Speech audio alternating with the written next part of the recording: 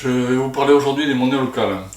Vous avez peut-être vu des reportages à droite à gauche sur le sujet. Le plus souvent, ce sont des journalistes régionaux qui font ce genre de sujet. Pour certains médias, bon, je vais vous proposer d'aller un peu plus en profondeur sur le sujet. Nous avons en France l'équivalence entre la monnaie locale et l'euro. Donc on a deux bouts de papier avec le même chiffre, la même valeur. Pourquoi l'un plutôt que l'autre? On va essayer d'aller voir un peu ce qui se passe derrière.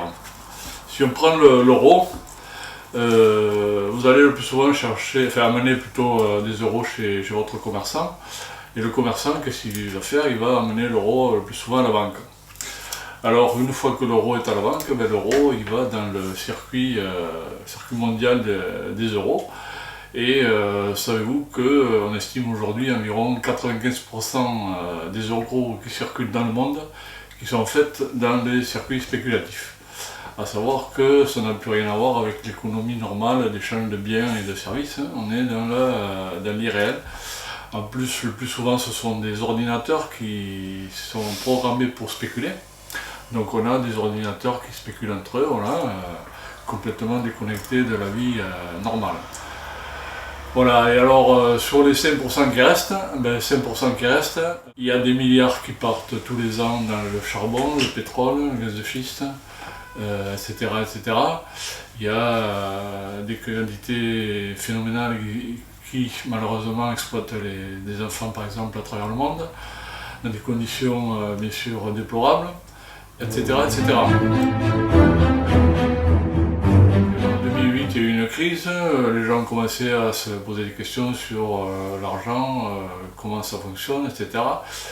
Et en fait l'euro, il est créé par la Banque Centrale Européenne, c'est marqué sur les billets, Banque Centrale Européenne qui fabrique des euros comme ça à partir de rien. Et puis ils autorisent les banques privées à vous prêter des euros.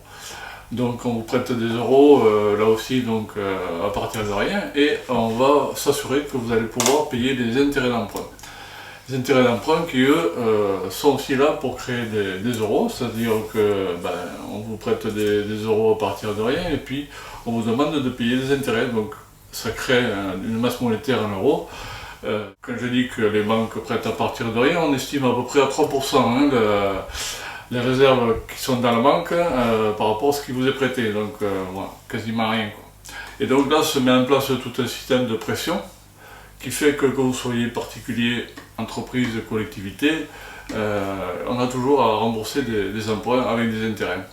Ce qui fait que ça crée une pression sur l'ensemble de la société qui finalement se retrouve un peu partout. Alors d'une part on va exploiter la planète et on va exploiter les humains. On exploite la planète avec, donc je parlais tout à l'heure du pétrole, gaz de schiste, charbon, etc. Toutes les matières premières qu'on va extraire de la planète, alors qu'on pourrait très bien utiliser l'énergie qu'il y a dans l'univers, comme l'a montré Nikola Tesla, mais il faut toujours payer, s'abonner, etc., etc. Et donc il y a le côté également de l'agriculture, on exploite la planète, matières premières et agriculture, donc on va déforester, on va faire des champs de plus en plus grands, des machines de plus en plus grandes pour s'endetter encore plus, payer à la banque, etc., etc. Tous ces systèmes-là exploitent également les humains. Au niveau des humains, on va devoir courir après l'argent, tout le monde court après l'argent ou après le temps. On va donc avoir des corps qui vont subir des stress, qui vont aller au burn-out, voire au suicide, puisqu'on se suicide facilement dans l'agriculture, chez les policiers, télécoms, etc. L'exploitation qui est faite à la fois de la planète et des humains trouve une complémentarité dans la façon dont sont structurées nos sociétés, qui sont le plus souvent pyramidales. On a donc souvent des chefs, qu'on soit dans le privé et le public, un chef avec en dessous des petits chefs, puis d'autres petits chefs en dessous, ce qui crée de belles pyramides. Et il suffit donc au système financier de mettre la pression sur le haut de la pyramide pour avoir une pression sur l'ensemble du système. Par exemple, c'est plus facile de faire du lobbying à l'Élysée que de convaincre 65 millions de Français.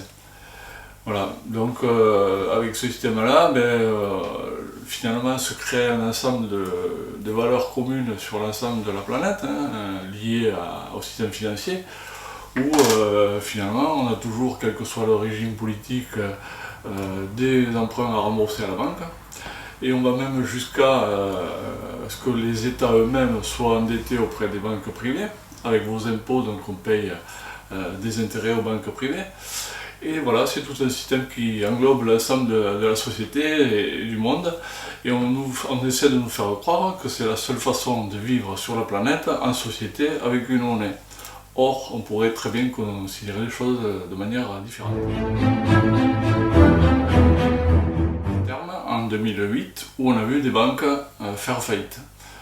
Donc à partir de là, les gens commençaient à se poser des questions. Finalement, nous en tant que citoyens, est-ce qu'on ne pourrait pas faire une monnaie qui soit dans la vraie économie et qui soit en rapport avec ce qu'on veut défendre comme valeur. Et donc en 2010 est née la première monnaie locale en France, de Villeneuve-sur-Lot. Et depuis sont nées plus de 80 monnaies locales en France. Donc en 10 ans, beaucoup de citoyens ont voulu se prendre en main et au final, ce sont des milliers de personnes qui sont investies dans la construction des monnaies, dans l'échange, des milliers de professionnels qui ont utilisé ces monnaies-là, ce qui commence à faire pas mal de monde. Et finalement, en 2014, a été votée une loi sur l'économie sociale et solidaire, qui donne un cadre juridique aux monnaies locales. Donc aujourd'hui, les monnaies locales sont parfaitement légales et inscrites au journal officiel. Donc à partir de là, sont nées ces monnaies locales et on va essayer de voir qu'est-ce qui différencie maintenant la monnaie locale avec l'euro. Donc je vais essayer de vous expliquer un peu comment on procède avec nos monnaies locales. Alors il y a cette équivalence, si vous voulez avoir des unités de monnaie locale, vous allez amener autant d'euros. Donc avec 1 euro que vous amenez, on a à la fois l'euro qui va rester et puis la monnaie locale qui va circuler sur le territoire. Donc avec 1 euro, on a l'équivalent de 2 euros en circulation. Donc là on double la masse monétaire et là-dessus, nous gestionnaires de la monnaie locale, on a un pouvoir. À la fois sur l'euro et à la fois sur la monnaie locale. Alors l'euro, qu'est-ce qu'on va en faire? En ce qui me concerne, on le met à la nef. La nef, c'est quoi? C'est une nouvelle économie fraternelle, donc qui est née il y a une quarantaine d'années maintenant. La nef a été constituée parce que justement il y avait des problèmes avec le système bancaire qui autorise assez peu d'investir dans l'écologie, le culturel, le social. C'est justement ces domaines-là qui ont été investis par la nef. Donc la nef récupère les économies des épargnants et prête donc à des gens qui veulent investir ces domaines-là, qui étaient le plus souvent délaissés par les banques. Donc la nef est une coopérative, donc on a plusieurs dizaines de milliers de coopérateurs aujourd'hui qui gèrent la nef de manière démocratique, d'une part, et d'autre part la nef est également transparente, à savoir que tous les ans sont publiés tous les emprunts qui sont faits, on sait qui a emprunté quoi, pourquoi faire, et tout ça est rendu public. La nef est le seul établissement financier à faire ça en France aujourd'hui. Voilà, donc ça nous a paru intéressant en ce qui nous concerne de travailler avec eux, parce que ça correspondait aux valeurs qu'on essaie de mettre en place. Donc ça c'est un peu, ce lien avec la nef est un peu la première pierre de notre édifice. La nef a également par ailleurs un contrat, une convention avec l'ensemble des monnaies locales, donc il y a quand même un mouvement de fonds important dans cette collaboration. Voilà, alors on a ensuite une deuxième pierre dans notre édifice qui est la charte. La loi dont je parlais tout à l'heure nous impose que tous ceux qui veulent utiliser la monnaie locale doivent être membres de l'association qui gère la monnaie. À savoir qu'on va donc demander, en ce qui nous concerne, de signer une charte. Lorsqu'on adhère, on s'engage à aller dans un certain sens, de donner du sens à l'argent. Donc dans cette charte, on a mis en avant, bien sûr, l'humain, l'environnement et les échanges concrets, réels sur le territoire. Donc à partir des richesses du lieu, la monnaie locale ne peut pas aller dans les paradis fiscaux, ne peut pas aller sur la spéculation, etc. on est dans la réalité du territoire. C'est le deuxième point. Le troisième point, ça concerne notre fonctionnement en tant qu'association. On a mis en place, peu ou prou, ce qu'on appelle aujourd'hui la sociocratie. Je ne vais pas vous faire un exposé sur la sociocratie, je vous invite à regarder ça de plus près. Je vais simplement en tirer quelques leçons que moi-même j'ai vécues. Il y a d'une part, ce qui me semble important, c'est le côté horizontal. Donc on a des thématiques, des cercles thématiques qui vont travailler les uns de manière indépendante et amener les sujets ensuite dans un cercle central. Mais il n'y a pas de pyramide en l'occurrence. Lorsqu'on a un thème, donc une réunion thématique, on va parler de manière équivalente et démocratique, à savoir que sur une réunion, on a 3 postes qui sont définis à chaque fois. Le premier, c'est le facilitateur qui va donner la parole à chacun. Donc on lève la main, voilà, on a un tour de rôle, on parle, et chacun écoute ce que l'autre a à dire. Ensuite, on a un gardien du temps qui va s'assurer qu'on peut traiter de tous les sujets dans le temps imparti. Et puis le troisième, c'est le secrétaire qui va faire un compte rendu de la réunion de façon à laisser des traces et également informer les absents. Voilà, donc trois rôles qui sont donnés à chaque fois et ça peut changer, etc. Voilà, de manière tout à fait égalitaire et démocratique. Et le deuxième point, c'est celui de la décision. C'est bien joli de parler, mais à un moment donné, il faut décider certaines choses. Et là, donc, on utilise le consensus, ou en tout cas le consentement, à savoir que toutes les objections sont traitées, donc n'importe qui peut dire « je ne suis pas d'accord, là, ça ne va pas, il ne faut pas aller dans ce sens-là ». On regarde pourquoi, comment, et on étudie les raisons de cette personne qui font qu'il pourrait y avoir des désaccords et on essaie de voir comment on peut avancer ensemble à chaque fois sur tel ou tel sujet. Donc, au final, une certaine harmonie dans le groupe qui se crée. Voilà, au vécu, donc, j'en retire de gros enseignements, c'est celui du respect des personnes d'abord. À savoir que lorsqu'on est en cercle, on s'écoute, chacun a le droit de s'exprimer comme il veut, avec ce qu'il a sur le cœur, dans le ventre, dans la tête, etc., en fonction de ses idées à lui. Et il y a 1000 façons d'intervenir dans une association, chacun doit être respecté avec sa façon à lui d'intervenir. Voilà, donc, ce grand respect, au début de la réunion, on fait un tour de table, où on a chacun notre météo, donc chacun a la parole à tour de rôle. Et à la fin de la réunion, pareil, on refait un tour de météo où chacun peut dire comment il a vécu la réunion, ce qui se passe en lui, etc. Donc ce qui fait que même si la personne ne dit rien dans la réunion, il y a au moins 2 moments où elle a la parole, c'est au début et à la fin. Voilà, donc ça c'est quelque chose de très, mine de rien, qui crée une ambiance différente. Donc il n'y a pas de, on ne s'écharpe pas sur le moindre truc, si c'est le cas, on s'explique. Et on est plusieurs à être là parce qu'on fonctionne comme ça, sinon peut-être qu'on ne serait plus là, c'est clair. Et on y tient beaucoup, voilà. Et alors ensuite il y a le côté donc décisionnel qui, je parlais d'une harmonie qui se fait dans le groupe, mais au-delà de ça, même, je trouve que ça donne une force à la décision, parce que une fois que tout a été épluché, que tous les arguments ont été donnés, voilà, c'est une force qui se crée avec cette décision qui déborde largement du groupe. Lorsqu'on crée une monnaie locale, on a intérêt à ce que tout le monde soit, je dirais, sensibilisé à la question. Donc d'où l'intérêt d'avoir une harmonie et une force au groupe qui déborde largement le groupe. C'est les 2 enseignements un peu que je vis avec cette troisième pierre qui est le fonctionnement de l'association. La 4e pierre à l'édifice, c'est le côté de l'apport financier. Donc je parlais tout à l'heure de la charte qu'on fait signer, mais lorsqu'on adhère également, on amène quelque chose financièrement.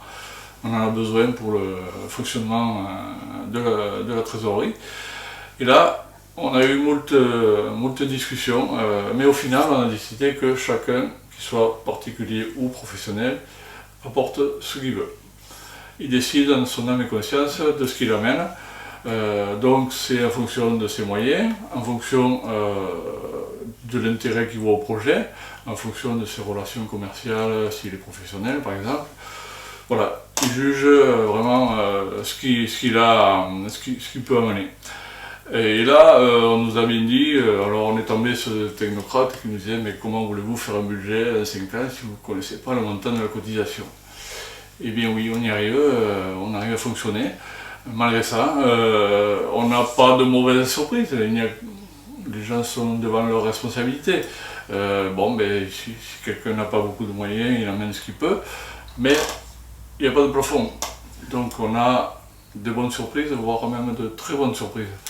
Donc voilà, à chacun d'être responsable, chacun est un peu responsable de l'ensemble du projet. Ceux qui amènent de l'argent le font en fonction du travail qui est fait. Ceux qui travaillent, ben, ils font en fonction de l'argent qui est amené. Donc ça crée plutôt un cercle vertueux, il me semble. En tout cas, je suis personnellement content, je crois que dans l'ensemble, on en est plutôt satisfait. Voilà, ça c'est notre quatrième point dans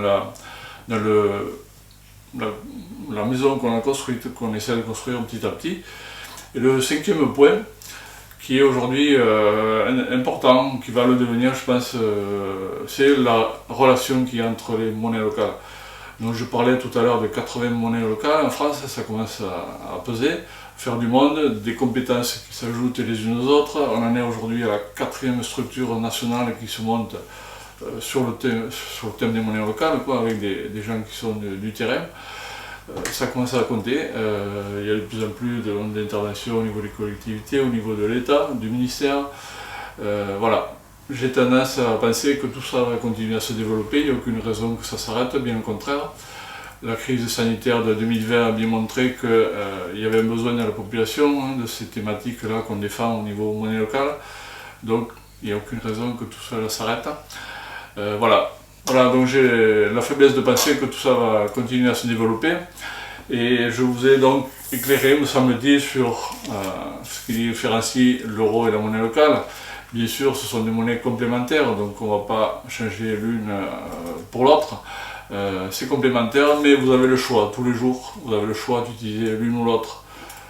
On a vu qu'une monnaie va plutôt dans un sens, une autre monnaie va plutôt dans un autre. À vous de choisir. Voilà, j'espère vous avoir amené quelques éléments d'information et je vous dis à très bientôt pour une prochaine vidéo.